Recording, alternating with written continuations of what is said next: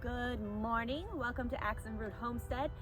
Today I am ditching the winter coat and the winter overalls because I need to have more dexterity in pruning fruit trees. It's the beginning of January at the recording of this video, and I'm going to be talking to you about how I prune my orchard trees. So I'm going to be doing some apples today, and if we have time, potentially some pear.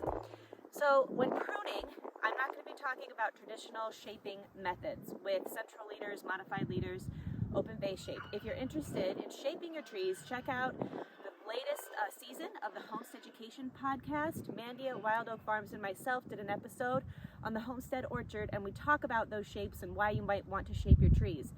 I'm taking a more minimalistic permaculture approach and going to mimic Mother Nature, which means minimal pruning.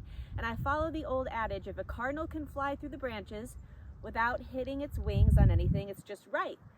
But if a cat can be thrown through it and doesn't hit anything, that's way too much. So you can find that adage in Mark Shepard's book, Restoration Agriculture. We're going to get rid of 3 Ds: decayed, diseased, and dead wood. The other thing we're going to do is remove suckers. If you have a more established tree than this one, you would remove branches that fall below 5 feet from the soil line, just as deer would in the wild, okay? They're too short. It's going to open up a canopy if we remove those and allow for some undergrowth and companion plants. In addition, we want to get rid of any branches that are crossing and rubbing one another. That creates friction and open wounds, which is just an invitation for pests and disease. So let's get started. I've got 2 tools, just a small set of clippers and then a larger set of loppers here, which is going to allow me to remove any of the bigger branches. All right, so the first thing I'm going to do is take a clean set of clippers. And like I mentioned before, we want to cut anything that's crossing and reduce the amount of rubbing. We don't want friction burns on our trees. It's going to open invitation for pests and disease. So I'm going to get rid of this smaller branch in favor of the larger one. I cut it at an angle right at the joint of where it meets the main branch it's coming from. See how those 2 branches are rubbing up there? We need to eliminate that problem. I'm going to take the smaller, follow it down, and we're going to go to the main branch. I'm going to cut it at an angle.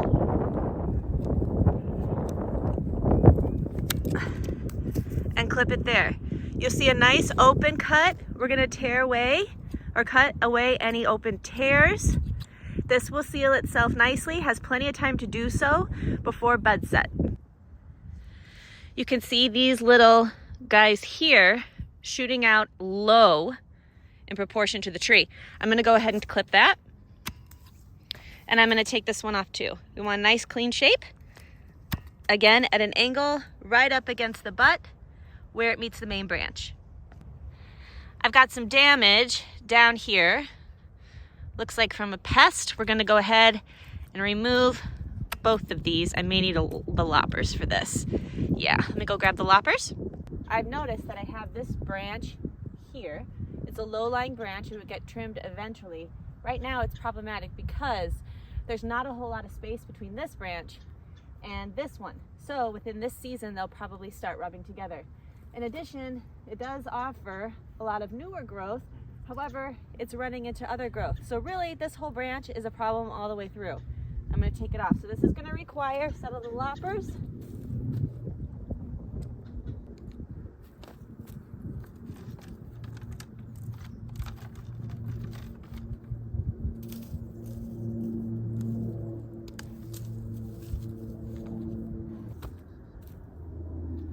If you get a jagged cut, like I definitely did, just clean it up. Even it out with your smaller clippers, or use a chainsaw.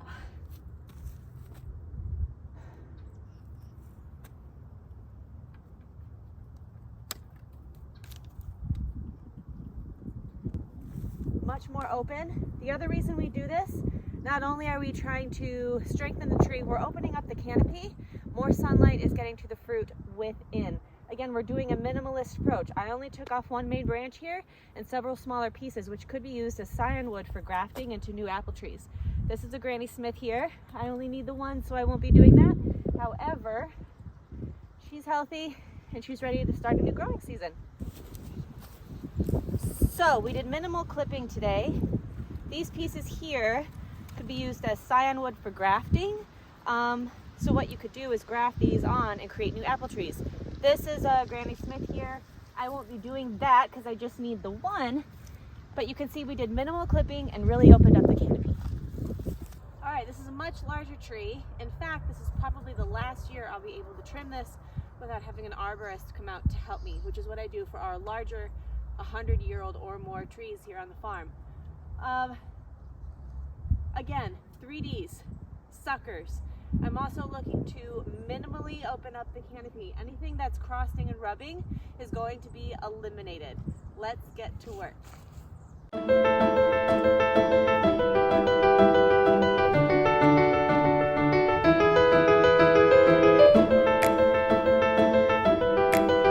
Okay, so we talked about minimal pruning. This little pile here is the brush that I've accumulated from pruning 12 total trees. That included apples, pears, cherries, peaches, pomegranate, and plums. Okay, thank you so much for watching this video. If you're into this sort of content, please click subscribe, check out my other videos about homesteading, and I wish you happy and fruitful pruning.